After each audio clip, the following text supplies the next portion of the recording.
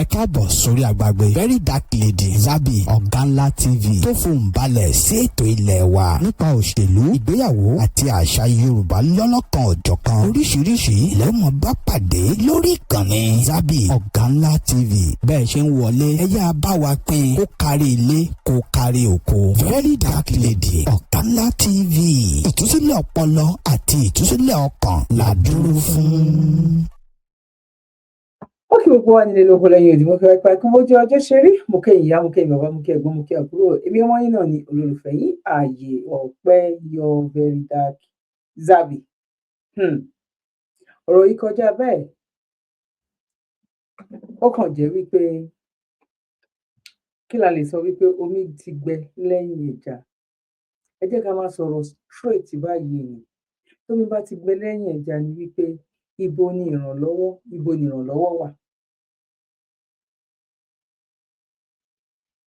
Ẹ máa rí pé lẹ́nu ọjọ́ mẹ́ta yìí ara mi kò yá gágá láti ẹ̀ ti sọ̀rọ̀ torí wípé bí ìgbà tó jẹ́ wípé ìran kò tó jíire a wà nínú ọ̀fọ̀ ni. Ó dẹ̀ ti wá ń jẹ́ lójoojúmọ́ ní gbogbo ìgbà. Bọ̀ omi gbẹ lẹ́yìn ẹja tí mo mì ní wípé ta ni ó fẹ́ ràn wá lọ́wọ́? Ṣé a lè pariwo ju bá ṣe ń pariwo yìí lọ? Ẹ jọ̀ọ́ ẹ dá mi lóhùn. Ṣé a tún lè pariwo ju bá ṣe ń pariwo yìí lọ? Nígbà tí òun ṣe wípé tán bá gbà tán orúkọ wa ni. Àwọn kan náà wà kò kàn wọ́n rárá. Orin kò kàn mí, ìlú kò kàn mí, òun náà ń ṣe. Náà kí wọ́n gbà wá lákòókò torí wípé inú dídùn ló máa ń mórí yá. Mi ò mọ bá ṣe fẹ́ ṣe justice eléyìí. Mi ò mọ bí ọmọ Yorùbá bá ṣe fẹ́ ṣe é. A dẹ̀ ń rí wọ́n dẹ̀ ń sọ. Ẹ gbọ́ nǹkan tí arákùnrin yìí kẹ́ gbọ́ nǹkan tí ó sọ. Tó bá jẹ́ ìlú ẹ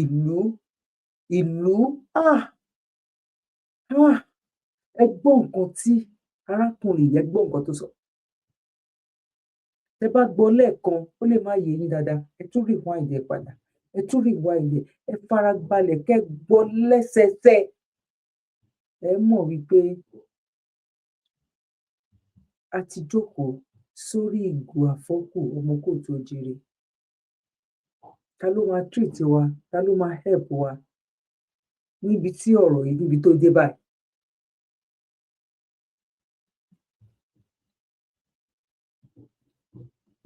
Ẹ jẹ́ kí n kọ́kọ́ sáré lọ gbé nǹkan tí sísá wa yìí sọ náà kó tó di pé mo wá gbé tarákùnrin wa. Tarákùnrin mò ń sọ fún yín ẹ máa rewind ẹ gbọ́ bí ẹ̀ẹ̀mejì ẹ̀mẹ́ta.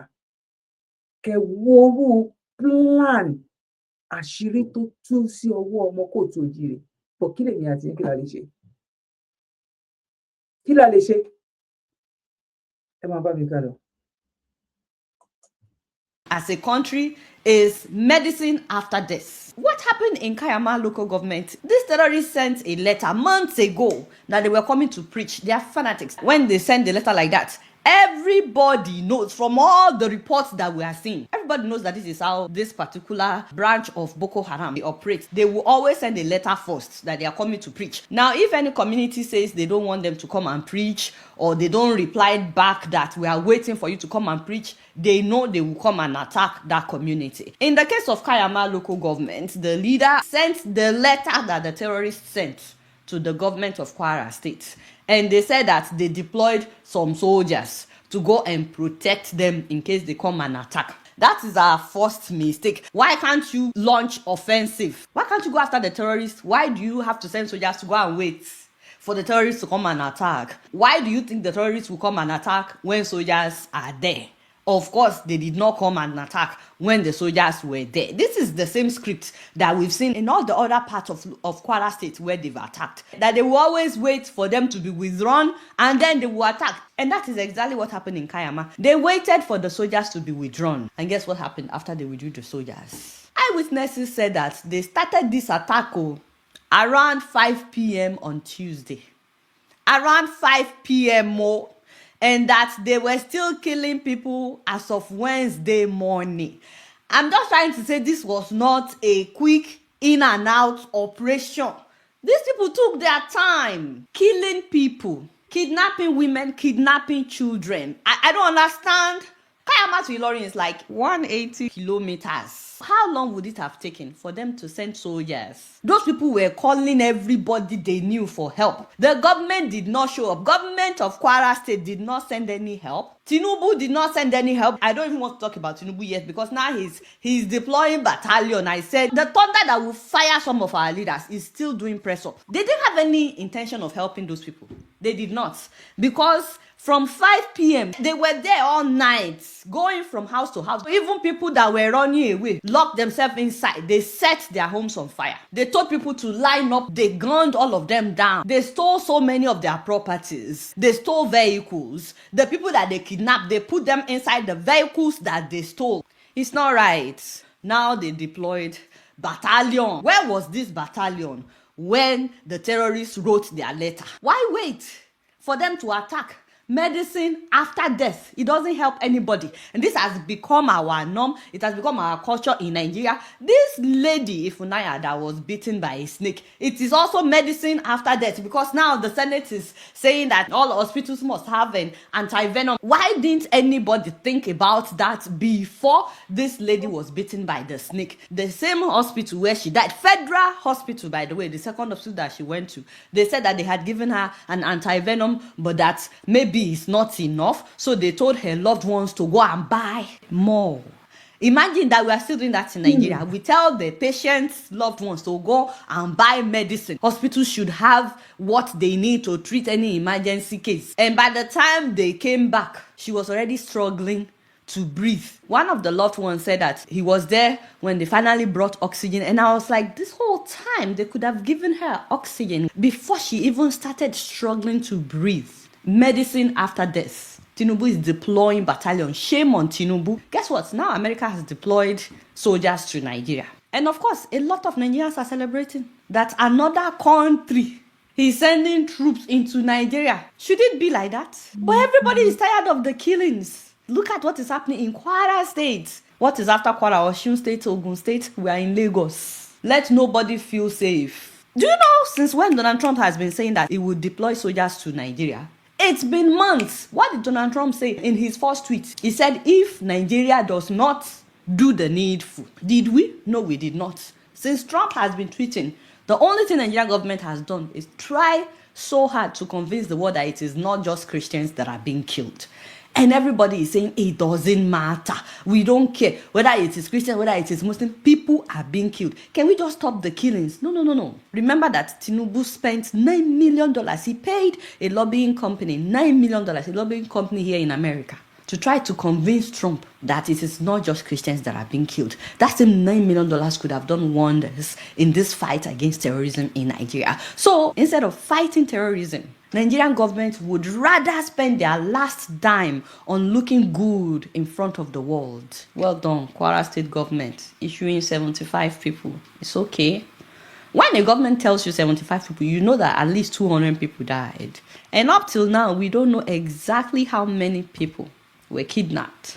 And that is why we have to decentralize the police. Imagine if the governor of Kwara State is able to deploy the police immediately. We wouldn't be dealing with many of these things. And by the way, I just want to say this, that if you're from Kwara State, anywhere in the world, if you're from Kwara State, you cannot stay quiet at a time like this. If you have any kind of influence, this is the time that your state needs you. Because from what we have seen, first of all, the federal government doesn't care. Let's just establish that the federal government doesn't care. They will wait until everything is destroyed before sending any kind of help. And from what we have seen, this is how these terrorists operate. Each time they go to a new state like that, when they don't get any form of resistance, they keep going until they limit movement to certain parts of the state. So if you are from Kwara State, so wherever you are, if you have any kind of influence, this is the time that you can use it for your people. And let me just start with the senators that we have right now, the Kwara State senators. Let's start with Senator Sadiq Umar. The man is from Kayama, the same Kayama local government where this attack happened. Bonio, Uncle Sadiq, have you not heard about what happened in your local government? I have not seen your anger.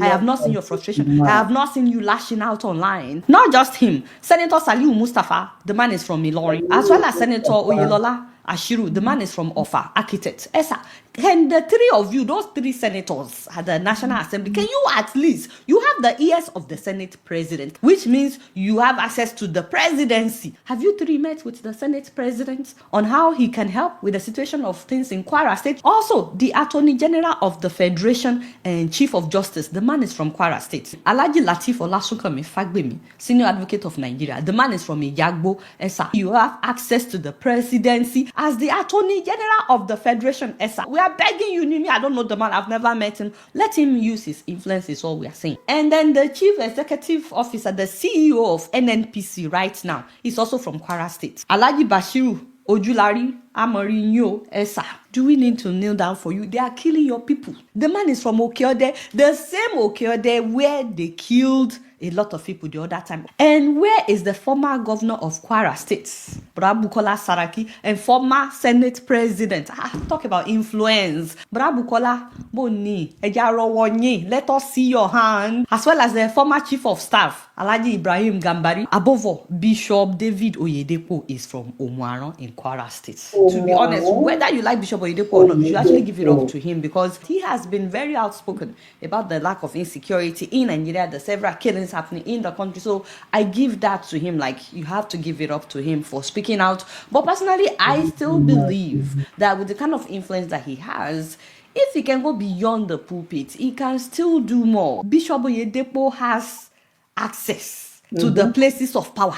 And if Bishop Oyedepo doesn't want to go and speak to anybody, just imagine if Bishop Oyedepo will carry one placard that says they are killing my people in Kwara State. Just imagine what will happen now, because at least all the members of Living Faith will follow Living Faith Daddy Gio. The only reason I'm suggesting him leading a protest, by the way, because I didn't suggest it for the others, is because he has huge followers, people that will do anything for him, people that will join him in the protest, and I believe that alone can shake Nigeria and change Nigeria. Hopefully some of them will not come and abuse me in this video. I have not disrespected the man of God. I'm just saying, all these people that I named, by the way, they are not the only influential people from Kwara State. There are so many celebrities from Kwara State. Don't wait until you are directly affected before you will speak out about what is happening in Kwara State. And it's such a shame that I even have to be mentioning influential people from Kwara State, because they are not the government. They shouldn't be doing the job of the government, but the government has failed us. Because ultimately, the buck stops at the doorstep of the governor. I'm just hoping that these people will use their influence in reaching the president to pay attention to what is happening, because I don't think that. Mo kí gbogbo wa nílé lóko lẹ́yìn òdì, mo kí wa ipa gbogbo jẹ́ ọjọ́ ṣeré òṣèlú lànà púpọ̀. Mo rò pé díẹ̀ a ti gbọ́ púpọ̀, díẹ̀ la tún gbọ́ yìí. Mélòó la fẹ́ máa sọ, mélòó la fẹ́ rò nínú? Gbogbo wa náà, gbogbo wa là lọ́wọ́ ń bẹ. Irú bàbá wa Oyedepo, irú bàbá wa pátápátá, Redeem, bàbá Redeem. Ó sọ fún mi, tí àwọn bíi mẹ́rin márùn-ún nínú àwọn yẹn tó bá wa pariwo ọ̀rọ̀, yóò máa ṣe nǹkan sí i. Ejò lọ́wọ́ náà, Amẹ́ríkà ọ̀kan lè ṣàdédé wá, wọ́n máa wá pẹ̀lú àwọn nǹkan kan ni. Bẹ́ẹ̀ ni, ẹ jẹ́ k'Amẹ́ríkà dé náà, ká wá wo nǹkan, kán tiẹ̀ wá pín, because ọrọ̀ ajé kán jẹ́ ká rí lò, káwọn wá mú tiwọn, kán fi èyí tó kù kán fi dáàbò bo aráàlú. Ó wà okay.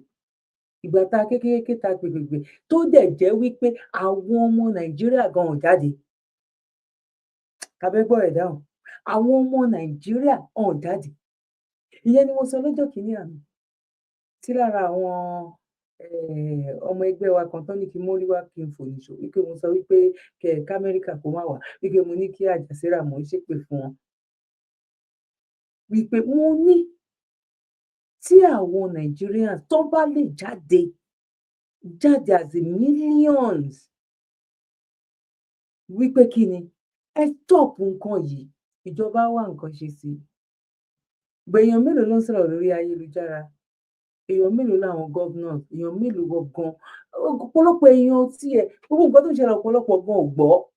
Ọ̀pọ̀lọpọ̀ gbọ́ gan, pàápàá gan, wọ́n ti kà á gẹ́gẹ́ bíi pé normal bíi pé wọ́n tún ti débẹ̀ yẹn kọ́lọ́hún yọ wá kọ́lọ́hún kókó wa yọ wọ́n dẹ̀ move on ní kálukú lọ́nlọ́ yes níbi tọ́rọ̀ yẹn níbi tó dé nísìnyí níbi tó dé nísìnyí ẹ jẹ́ wọ́n lọ gbé àwọn main tó wà nídìí ọ̀rọ̀ yìí justice we must get the justice bó báwo la fẹ́ get it tó bá jẹ́ ìlú tó lálùbáríkà I'm pretty sure wípé irú àwọn èèyàn yìí wọn ò ní lè jáde sọrú nǹkan báyìí ní àwùjọ bó torí pọ́n ti ń sọ kí lẹ fẹ́ ṣe kí lẹ lè ṣe nígbà tí DSS tó pè wọ́n wípé kinní kan wọ́n túbọ̀ táwọn sọ̀nà kẹlẹ́yìn yẹn kìtù ni wọ́n máa tún ti pé DSS látòkè pé fi wọ́n lẹ̀ wọ́n kàn ń ṣe tiwọn ni ní aráàlú tó wà lẹ́yìn ọ̀fà ó ju òjì lọ ẹni bá gbọ́ ẹ gbọ́ kẹrì wáìdẹ kẹtùtù gbọ́ kẹrì wáìdẹ màá wá gbé nǹkan tí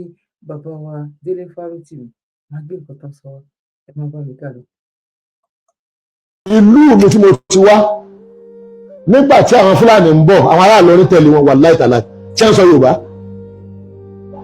nígbà àwọn dé ìlú wa àwọn tó gbọ́ Yorùbá nù wọn tí wọ́n tẹ̀lé wọn wá láti àṣẹ Sókótó àwọn ẹlẹ́rìí tí wọ́n mú tó gbọ́ Yorùbá ń bẹ̀ àwọn ni wọ́n bá Olúwo sọ̀rọ̀ ní èdè Yorùbá pé aláṣẹ àgbà fún gbogbo àwọn mùsùlùmí ní gbogbo area yìí òun ló ní àwọn tí ń gbógun ibi tí àwọn ẹlẹ́bọ tí ń tẹ̀yìn ọmọ ogun ìkan ń bẹ tó súnmọ́ ìlú rẹ̀ Olúwo tàwa àfáàsì ni ọwọ́ ni ẹ tó bá ti wà bá ti ń gbógun ó tàdí rìn ẹ pàdánù mo yọ̀ǹda fún yín àbẹ̀yẹkọ́ jẹ náà ó ṣe wọn lálejò.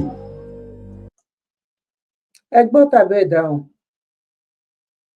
ẹ gbọ́ tàbí ẹ dáhùn ṣe gbọ́ nǹkan tí arákùnrin ṣe gbọ́ nǹkan tó sọ ṣe gbọ́ nǹkan tó sọ wípé Olúwo fún wọn ní ọ̀dà ṣe gbọ́ tàbí ẹ dáhùn ibo la ti fẹ́ rí justice ibo la ti fẹ́ rí justice ibo náà ti ṣerú ẹ̀ ta ló ń sọrú eléyìí tó mú jẹ kódà gan president gan kò kàn lè ní kó lọ pààyàn anyhow aráàlú á béèrè lọ́wọ́ ẹ̀ pé kí ló dé kí ló ṣẹlẹ̀ ó máa ní àwọn ìgbésẹ̀ tó máa gbé kó tó di wípé okay final say kódà gan àwọn tán ní kán lọ yẹgi fún gan àwọn tán ní kán lọ yẹgi fún tí gómìnà ò báyìí sì fi ọwọ́ sí gbogbo nǹkan tí George yẹn sọ irọ́ ni ìyẹn lè máa ṣe báwọn táwọn ìjọba kan máa débẹ̀ tán máa sọ wípé àwọn tán ní kán lọ fi ẹ̀yìn wọn ti àgbà àwọn yọ̀ǹda bíi 8 nínú wọn lẹ́yìn ìgbà tán wo kéèsì wọn àwọn tí wọn wípé jọ́sọ̀ dárí individual kan kí Olódùmarè Ọlọ́run Ẹlẹ́dàá wa kó tó máa ti àwọn pípù yìí jáde. Where's the justice? Who is going to provide? Who is going to give it to us? The justice? Who? Mi ti gbẹ lẹ́yìn ẹja ọmọ Yorùbá. I'm telling you. Ẹ jẹ́ kí n rewind ìbẹ̀rẹ̀ díẹ̀ sí.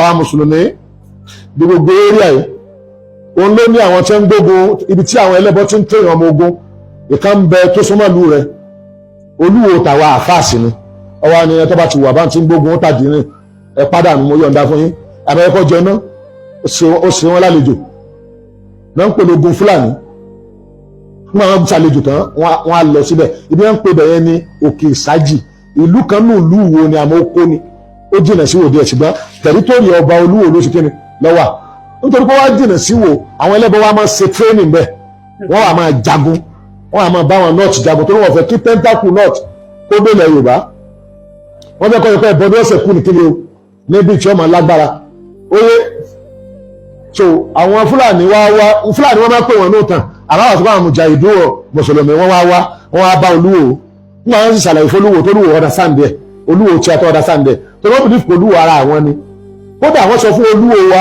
wípé òun lọ́wọ́ nígbà bá fẹ́ jọba àfáà ni ọ́ kí ló tó ìjọba pọ̀ lẹ́míà àwọn náà bá kàn máa jẹ́ ní àbẹ́ yìí lọrin ni Olúwo wa sọ fún àwọn lóúnjẹ pé ojúlówó ọmọ Oòduà lòun láàrin gbogbo àwọn ọba tó ń bá ti ń pẹ́ àwọn lẹ́míà wọn ni máa wo òun bí Yorùbá mọ́ òun sì fẹ́ ṣẹ́ lára àwọn ọba wọn bóòlù àwọn náà sì gbàgbọ́ yẹ́sì Islam wọn á yọ̀ǹda Olúwo kó máa jẹ́ ọba Olúwo àtìgbà yẹn làbá ti máa jẹ́ kí ni o ẹ̀míà ni àwọn ará north sì sọ fún wa tọwọ́ àwọn ọmọ ogun Islam tó wá wọn ni pé kí ló fẹ́ máa jẹ́ níyà rísì tí Olúwo sọ fún wa ní john tó sì jẹ́ tàn wá mẹ́nu.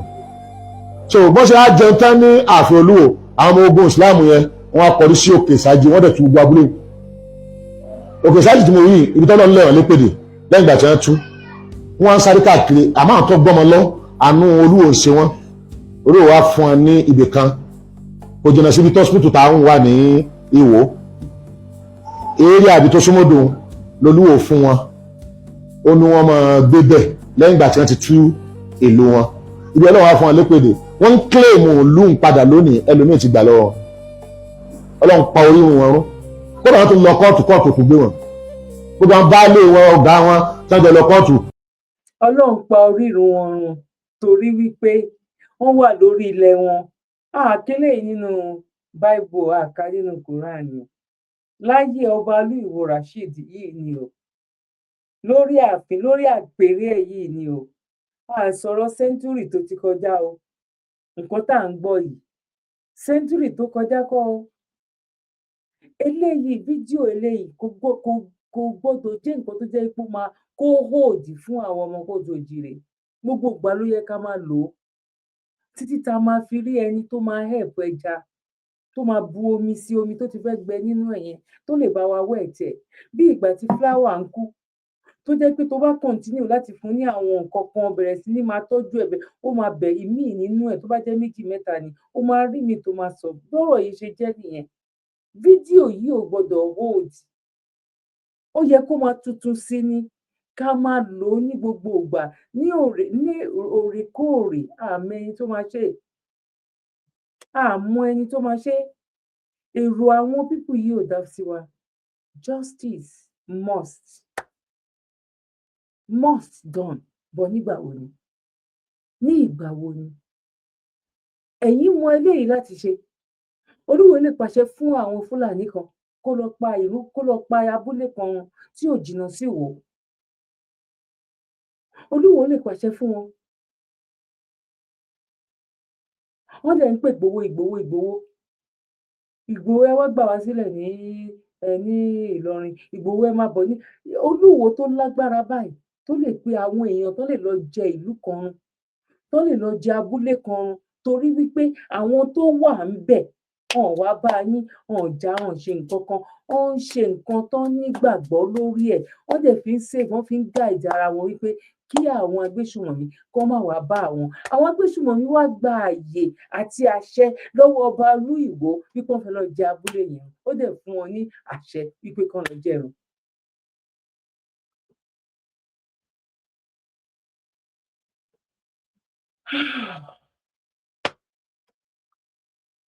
ní ìdásí pé kí la tó fẹ́ gbọ́ kí ló kù tá fẹ́ gbọ́ nínú ẹ sọ fún mi kí ló kù gbọ̀ngàn tá fẹ́ gbọ́ nínú kí ló kù tá fẹ́ gbọ́ nínú fún àwa tí a mọ̀ ọ̀ tá fẹ́ sọ fún àwọn èèyàn wa torí bí ọ̀rọ̀ Nàìjíríà bó ṣe ń lọ sí àìmọye wọ́n máa ń sọ̀nà hospital mi ò ní gloves Ogun State hospital mi mọ̀ bóyá ti ní ń rìn tó ń bá fẹ́ attend ó máa ra gloves yẹn náà sì yẹn máa gbà ó máa mú síwájú ẹ̀ next ó ti lọ ra gloves wa ó máa gbà lọ́wọ́ ẹyọ kan ṣo tó ń lò yẹn ló máa fi máa ṣe fa ẹ̀jẹ̀ tó ń fà lọ á dẹ̀ máa gbà lọ́wọ́ yẹn á máa mú sílẹ̀.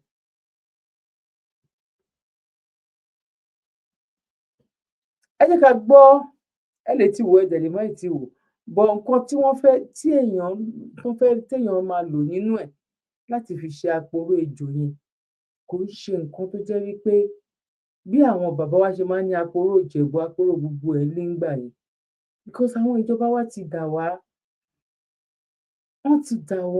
wọn ò sí ń bẹ̀ fún wa ìjọba lóyìnbó tó gbójú lórí oògùn òyìnbó wọ́n dúró táwọn aráàlú wọn ẹ wo orú ọmọ kékeré ọmọ olórin tó kú ní bíi 2 weeks ago yẹn nǹkan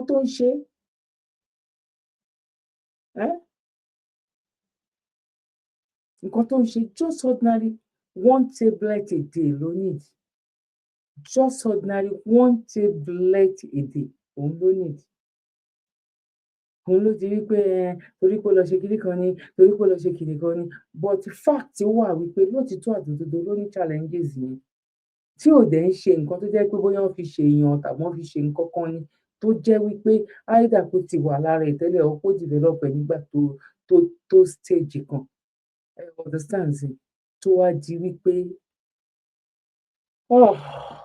ẹ jẹ́ àsáré lọ gbọ́ èyí tí bàbá wa ètò sọ̀rọ̀ tó mú wa.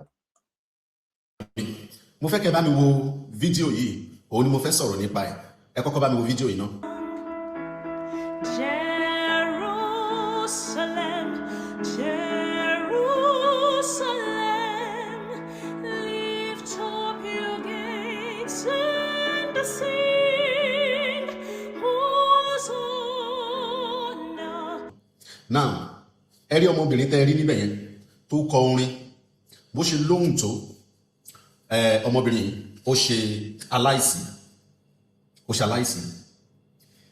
àìsàn kan ló pọ̀ ọmọbìnrin yìí kí ni nǹkan tó pa ejò òun ló ta ejò ta ó sì bá lọ ó ṣe mí láàánú pé bí Nàìjíríà ṣe tó yìí àpòrò ejò kò ṣe bẹ́ẹ̀ wọ́pọ̀ ní ọ̀pọ̀lọpọ̀ ilé ìwòsàn ní Nàìjíríà ìyẹn tí wá lọ ṣe rí ara advocate tá à ń pariwo lélẹ̀ ká padà sílé ìtumọ̀ padà sílé tá à ń sọ inú ẹ̀ ní nǹkan tó ṣẹlẹ̀ sí ọmọbìnrin inú ẹ̀ ló wà ṣe rí gbogbo báyìí ṣe ń sọ yìí ọ̀pọ̀lọpọ̀ àwọn Christianity kan yìí wà wọ́n láwọn ò lè lo nǹkan ìbílẹ̀ láéláé àwọn ò lè lò láéláé wọ́n ní ẹ̀ṣẹ̀ ni bẹ́ẹ̀ náà àwọn mùsùlùmí kan náà àwọn mùsùlùmí tiẹ̀ ń lò dáadáa àwọn kan ń parọ́ ni now ẹ jẹ́ wá sọ nǹkan kan fún yín kò yẹ kí n sọ ní online ṣùgbọ́n mo wá rò wípé tá a bá ní ká dijú kí ẹni burúkú kó kọjá lọ títí tí ẹni ire tá fi gbàbẹ̀ kọjá ànímọ̀ àwọn nǹkan tí a fi jẹ́ ìjẹ́ ọmọ ènìyàn tá fi jẹ́ ìjẹ́ ọmọlúwàbí nìyẹn a lérò torí pé nǹkan tí àwọn ẹlẹ́sìn àjòjì wọ̀nyí pàápàá àwọn mùsùlùmí jẹ́ pé nǹkan ìbílẹ̀ wa ni wọ́n ń lò òun ni wọ́n fi ń ṣe gbogbo ẹ̀ nǹkan táwọn mùsùlùmí ẹ̀dẹ̀ ń wò sàn jù oníwèrè nǹkan ìbílẹ̀ wa sì ni wọ́n fi ń wò sàn ṣùgbọ́n tá bá sọ pé àní sọ̀rọ̀ àmẹ́ni tí irú nǹkan tó ṣẹlẹ̀ sọmọ ọmọbìnrin yìí tá tún ṣẹlẹ̀ sí tó bójú ọ̀dọ́ ọ̀la torí pé ọjọ́ gbogbo náà ló kún fún ibi wọ́n ní ṣùgbọ́n ká máa ra ìgbà padà torí pé ọjọ́ gbogbo ló kún fún ibi ìdí nìyẹn tí babaláwo bá jí á gbé ọpọ́n ifá yóò dáfá yóò ṣe gbogbo ẹ̀ láti wo bí òní ṣe rí wọ́n ní òní òjọ́ tàná ní kì í mú kí babaláwo dáfá ọ̀rọ̀ ọ̀run ní kì í mú kí babaláwo dáfá ọ̀rọ̀ ọ̀run ni o kì í ṣe pé ní mú babaláwo dáfá ọ̀rọ̀ ọ̀run rárá òní òjọ́ tàná ní kì í mú babaláwo dáfá ọ̀rọ̀ ọ̀run ojoojúmọ́ ni babaláwo nílò láti máa dáfá kì í ṣe ọ̀rọ̀ ọ̀run ó dà ẹ̀yìn nǹkan tí wọ́n fẹ́ fún wa lónìí ìjẹ́mọ́ oògùn kan wà ó ń poró ejò ó ń poró àkéèké tí ajá bá bù yín jẹ ó tún poró ẹ̀ ó tún ní nǹkan méjì kan gbòógì tí nǹkan tí mo fẹ́ sọ tó ń poró ẹ̀ mi ní sọ méjì yẹn lórí ayélujára mi ní sọ nǹkan méjì kan tún wà tó tún máa ń poró yàtọ̀ sí oró ejò àkéèké àti tí ajá bá bù yín jẹ ó tún wá ní nǹkan gbòógì kan àìsàn kan tó tún máa ń wò tó sì jẹ́ ó máa ń ṣe ọmọ èèyàn gidi ṣùgbọ́n mi ò ní jẹ́ sọ ìyẹn lórí ayélujára bọ̀ èmi fẹ́ sọ̀rọ̀ torí nǹkan tó ṣẹlẹ̀ sí ọ̀dọ́mọbìnrin ọ̀rọ̀ lọ́rọ̀ òun ni a fi ń kọ́ ẹ má sọ torí àwọn Fúlàní. wọ́n porúkọ kìíní yẹn ní Jerusalem stone òkúta Jerusalem ṣe rí Jerusalem stone yìí ẹ̀yin tẹ́ bá wọ́n ẹ̀ ní comment section. Arigede Àkókó ni wọ́n dẹ̀ ti ṣe Arigede Àkókó ni wọ́n dẹ̀ ti ṣe ṣùgbọ́n ó ti pẹ́ mo rántí nígbà yẹn tá wà ní OPC torí ní Arigede nígbà yẹn ẹni tó bá jọmọ Arigede ó máa mọ nǹkan tá a bá ti wá ṣèpàdé OPC nígbà yẹn bóyá àgbálùkù náà ti fẹ́ ṣe ni so nígbà yẹn táyé ìṣe kìíní dáadáa o tí ìṣe ní ìsìn tá fi inú han ara wa mọ́ nígbà yẹn tó bá yẹ pé èmi ni mo develop oògùn kan tí mo rí oògùn yẹn mo máa mi tí gbọ́dọ̀ fún èèyàn mo nílò láti wá present ẹ̀ ní ìpàdé ẹgbẹ́ OPC so ní ìpàdé ẹgbẹ́ OPC yẹn á wà fún ẹnìkankan nínú wa pé kán test ẹ̀ wò láti wá jábọ̀ fún wa so ibẹ̀ láti develop kìíní yẹn nígbà yẹn òkúta Jerusalem ìdí tó fi pè ní òkúta Jerusalem ni wípé kí ó bá lè tètè ta òun náà fi pè bẹ́ẹ̀ bọ̀ ilẹ̀ wa náà ti ṣe ó dúdú báyìí kí nìkan tó fi ń ṣe òkúta Jerusalem yìí egungun itan màlúù yẹn egungun ẹ lọ kó ẹ sún ẹ dá iná tó iná ni òun ní kẹ́ fi sún ẹ sún dáadáa egungun yẹn máa jó gan ni so tó bá ti wá jó tó ti jó dáadáa tó ti funfun ẹ wà ní pé a máa funfun gan ni tó bá ti wá kú á dúdú tẹ bá ti fi nǹkan lu egungun yẹn báyìí ẹ rí pé ó máa rún tébù yẹn bá ti tó wá tutù ẹ lẹ̀ mọ́ ahọ́n yín, ẹ kán díẹ̀ lára ẹ lẹ̀ mọ́ ahọ́n. Tó bá ti lẹ̀ tó ti dúró mú sórí ahọ́n yín, ó ti ṣiṣẹ́ nìyẹn. Tí ejò bá ti tàyàn, ẹ rọra sí ojú ibi tó ti ta yín yẹn, ẹ lẹ̀ kíní yẹn mọ́, á lẹ̀ pamọ́ bẹ̀ ni, kò ní jábọ́. Ó dìgbà tó bá ti fa oró ejò yẹn tán, kó tó di pé òun fara ẹ̀ máa jábọ́. Tá àkéèké bá ta yín, ẹ sí ojú ibẹ̀ yẹn, ẹ lẹ̀ mọ́. Tó bá ti fa oró àkéèké yẹn gbẹ tán, á jábọ́ fún ara ẹ̀. Sọ ẹ pa ajá ló bù yín jẹ ni, ojú ibi tó ti bù yín jẹ yẹn, ẹ sí gbogbo ibẹ̀ yẹn yíká, ẹ lẹ̀ kíní wọ̀nyẹn mọ́ round, ó máa fa oró ẹ̀. Now, ẹ jẹ́ kí n kọ́kọ́ yà sí ibi tó bá jẹ́ pé bóyá oko láwà, tí àkéèké tó bá bù ẹ jẹ, àkéèké ó máa ń pààyàn gan ni o, á pààyàn gan lóko jẹ́ pé èèyàn nímọ̀. Tí àkéèké bá bù ẹ jẹ lóko, ìwọ obìnrin, nǹkan tó lè fi poró àkéèké ó wà ní ara ẹ. Tá àkéèké bá ti bù ẹ jẹ, ìwọ tó jóbìnrin, tí wọ́n bo ojú ara ẹ, fi wọ́n ṣo omi lójú ara ẹ, fi nu ojú ibi tákéèké ti ta ẹ yẹn, jẹ́ kí omi ara ẹ yẹn jẹ́ kó ṣe sójú ẹ dáadáa, ó máa poró àkéèké yẹn ní instantly. Oró àkéèké yẹn kò ní affect ẹ. Ó yé yín báyìí. So now, ṣe rí òkúta Jerusalem tí mo sọ fún yín yìí, tẹ bá ti fi fa oró ejò yẹn tán, tẹ bá tún fẹ́ padà tún lo òkúta Jerusalem yẹn, ẹ lọ ra milk, ẹ sọ òkúta Jerusalem yẹn sínú milk yẹn, milk ọlọ́pẹ.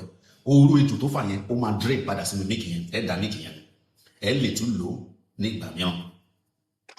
Tó bá jẹ́ aláàbò wípé èèyàn tẹ oògùn mọ́lẹ̀, òkúta Jerusalem yìí a tún máa ṣiṣẹ́ fún, ó ní wọ́n ṣe fi ń wo tí èèyàn bá tẹ oògùn mọ́lẹ̀ tàbí tí èèyàn bá ní rheumatism, ṣùgbọ́n mi ò ní sọ yẹn lórí ayélujára bí wọ́n ṣe ń lò ó fún. Bọ̀ tí ejò àti tàkéèké ò ní mo mú wá fún yín yẹn. Kíní yẹn gangan náà lò fún Jerusalem tó tá à ń gbọ́ nǹkan tó fi ṣe nìyẹn. Ó ṣiṣẹ́ fún gan-an ni, aporó ejò gidi. Kò sẹ́ni tí ò yẹ kó ní òkúta Jerusalem yẹn. Ìgbà ya máa ń ta káàkiri ni, bá àwọn akékeré máa gbé school bag pọ̀ tí màá máa ta káàkiri Jerusalem tó, iṣẹ́ tó ń ṣe òun nìyẹn. Now, a kí brother wa, òun náà ti fún wa yẹn. Ẹni tí wọ́n bá fún irú àwọn bàbá yẹn, tí wọ́n bá sọ wípé irú nǹkan yẹn bẹ́ẹ̀, wọ́n sáré wọlé, wọ́n ti sáré lọ mú, wọ́n ti sáré lò. But àwọn tó mà ṣírí ẹ̀ náà, àwọn náà mà ṣírí ẹ̀. Gẹ́gẹ́ bọ́n ṣe sọ, ọ̀pọ̀lọpọ̀ ló wá ní, irọ́ o, èmi ò lo orú nǹkan bẹ́ẹ̀ yẹn mọ́ o. Àní ibi tá a wá gbẹ́kẹ̀lé, ibẹ̀ náà ti dà wá yẹn. Ibi tá a gbẹ́kẹ̀lé, òun la ti báyàn kankan mọ́ yẹn. Àwọn ìjọba, ṣé bí ìjọba ìlú òyìnbó ṣe bóyá rí nìyẹn? Tó bá jẹ́ pé wọ́n jẹ́ ká gbé nǹkan tiwa lárugẹ ni, ṣá máa wà lójú kan báyìí. Kò síbì kankan tó gbà fi ràn wá lọ́wọ́. Kò dẹ̀ sí nǹkan tó ń béèrè lọ́wọ́ wọn tó ń ready láti ṣe fún anybody. Kí la ṣe? Ṣé gbogbo wa ti ṣẹ̀ṣẹ̀ kan ká tó wáyé ni tán wá sọ wípé ọwọ́ àwọn ẹni yìí náà fẹ́ kó wa sí láti fún wa ní punishment yìí? Ẹ jẹ́ ká wo nǹkan tó ṣẹlẹ̀ sí àwọn ọmọ kéékèèké yìí. Ẹ máa bá mi ká lọ.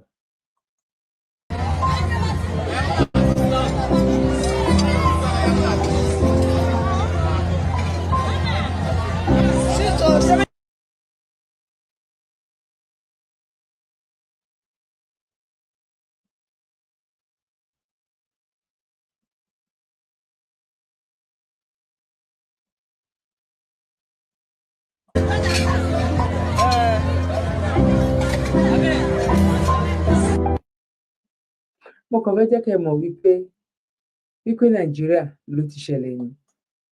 Ìlú Nàìjíríà ló ti ṣẹlẹ̀. Hospital ò dáa, ilé-ìwé ò dáa, orí títì ò dáa, ojoojúmọ́, ọdọọdún, oṣooṣù lẹ ń ṣe, lẹ máa fi iná, lẹ máa fi campaign fún wa, lẹ máa fi títì, lẹ máa fi campaign fún wa, lẹ máa fi hospital, lẹ máa fi campaign fún wa. Kódà gan láti bíi 12 years ago gan, kó jẹ́ wípé ẹ̀ ń ṣe 4% nínú ẹ̀gàn àti níbi tó máa dé. Kí ló ṣẹlẹ̀ tá la ṣe? Báwo ló ṣe rí báyìí? Báwo ló ṣe rí báyìí? Kò sí hospital kankan. Ẹ jẹ́ ká gbọ́ nǹkan tí Verydarkman sọ kó tó di pé mo gbé ti bàbá wa Délé Fárótìmí wá. Immediately, they rushed the boy to General Hospital Amasoma. When they got to General Hospital Amasoma, when the hospital saw the condition of the boy, they immediately referred them to Teaching Hospital Okolobri. When they got to Teaching Hospital Okolobri, they saw the way the routines was going. The nurse, the doctor, they said, we don't fit take care of this boy. They now told them that they should go to FMC Yonogwa. When they got to FMC Yonogwa, when the nurses and the doctor saw the condition, one of the nurses now called the sister to the side and said, after all these things they are doing here, your brother's spinal cord is broken. If you notice, even when we held his neck, it's only when we hold his neck that he stands. Immediately we take out his neck, his neck will just go back. His neck bones have also been broken.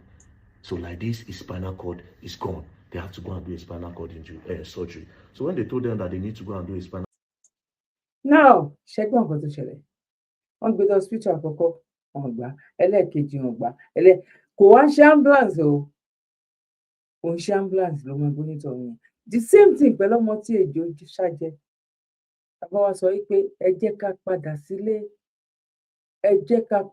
sílé wa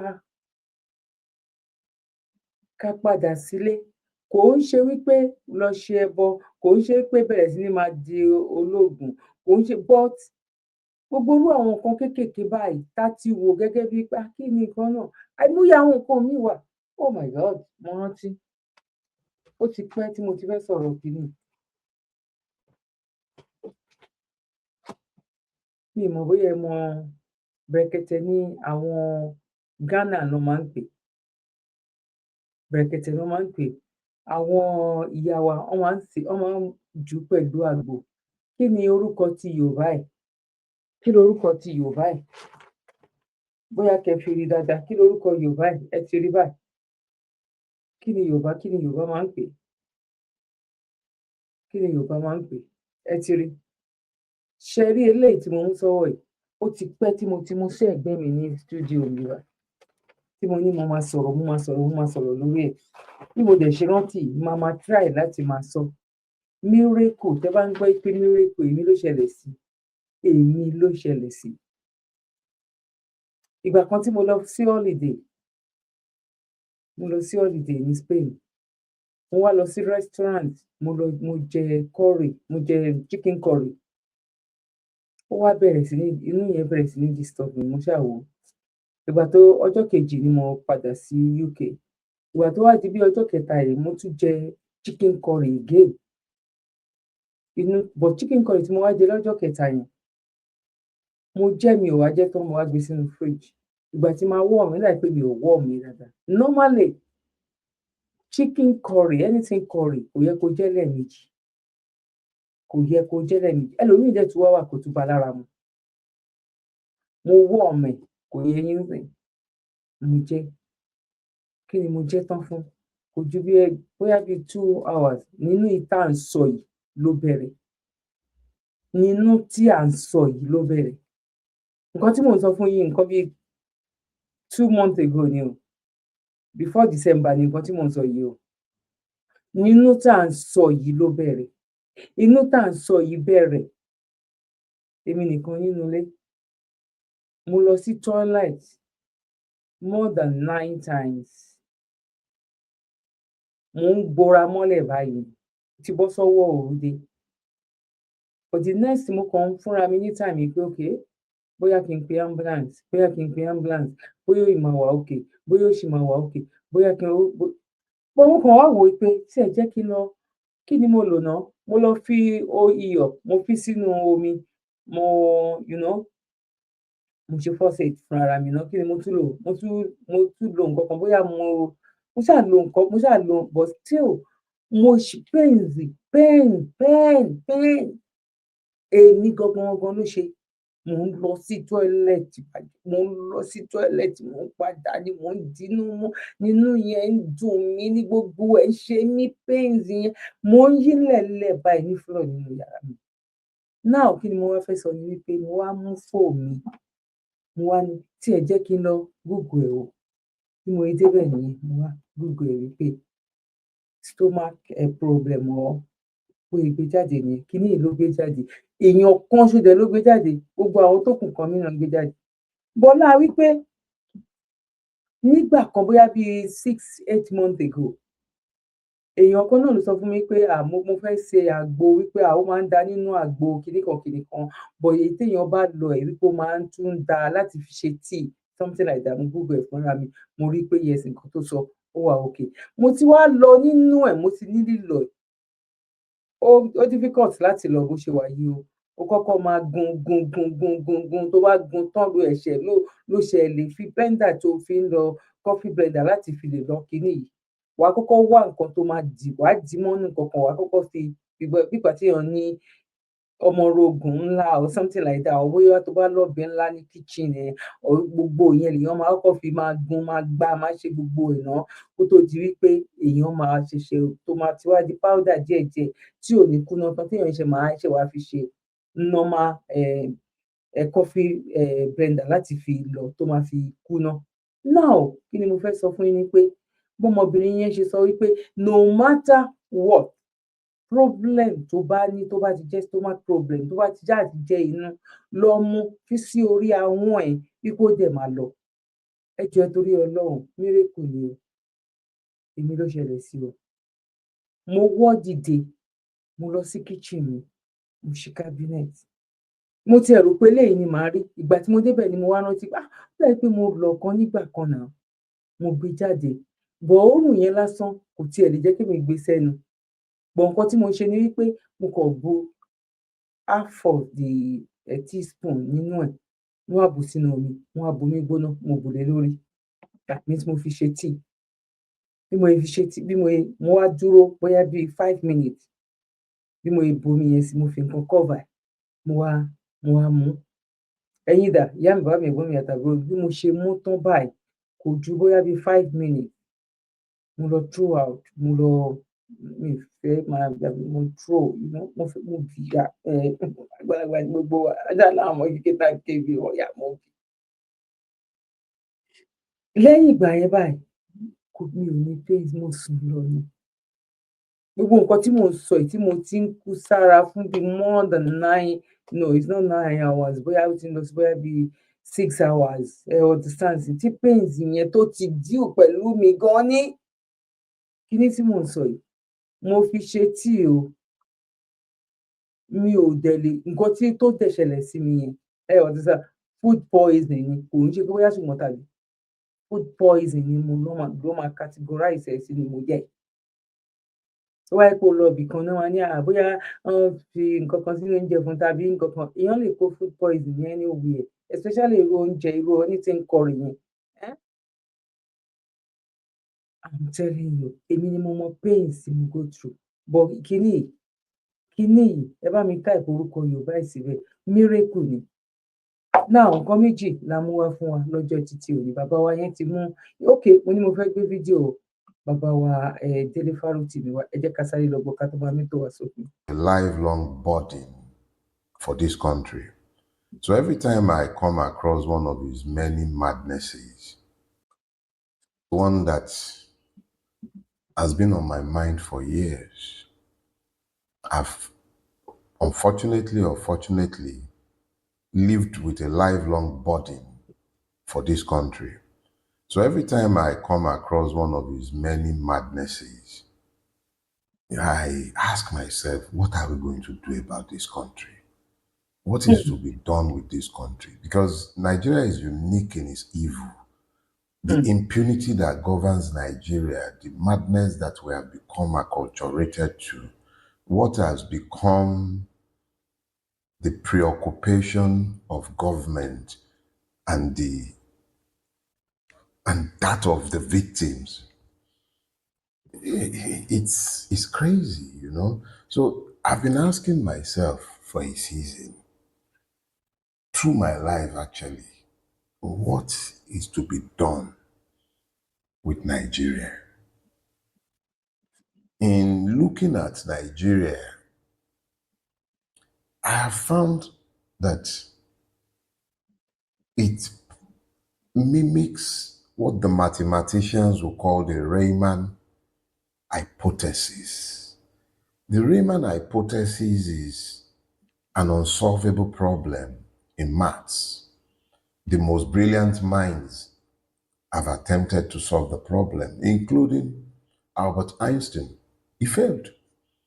Nobody has managed to crack the Riemann hypothesis. And this would appear to be the situation with Nigeria, because whilst Nigeria works and makes sense for the beneficiaries of Nigeria, and it is easy to track who those beneficiaries are, they are the ones who tell you about the indissoluble Nigeria, the one Nigeria that cannot be negotiated or discussed. Those are the beneficiaries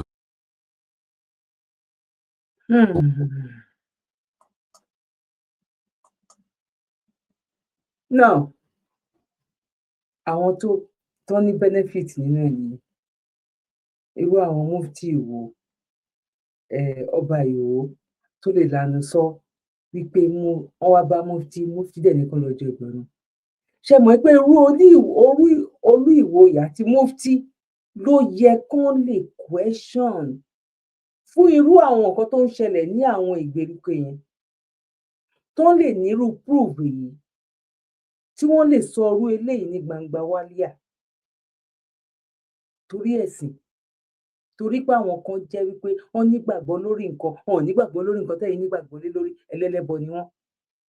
Ẹ ní àwọn Fúlàní kan lẹ́tọ̀ọ́ láti lè lọ jẹ wọ́n run, ọba fún wọn ní àṣẹ, ó kọ́kọ́ fún wọn lóúnjẹ náà. Àṣírí Olúwo gbọ́dọ̀ tú ju báyìí lọ, àṣírí mufti Ìwó gbọ́dọ̀ tú ju báyìí lọ. Àwọn tó wà nídìí agbésùmọ̀mí ìyá ti mọ̀ wọ́n, kí la fẹ́ ṣe? Èèyàn wọn kò tó jèrè, kí la lè ṣe? Kí la lè ṣe?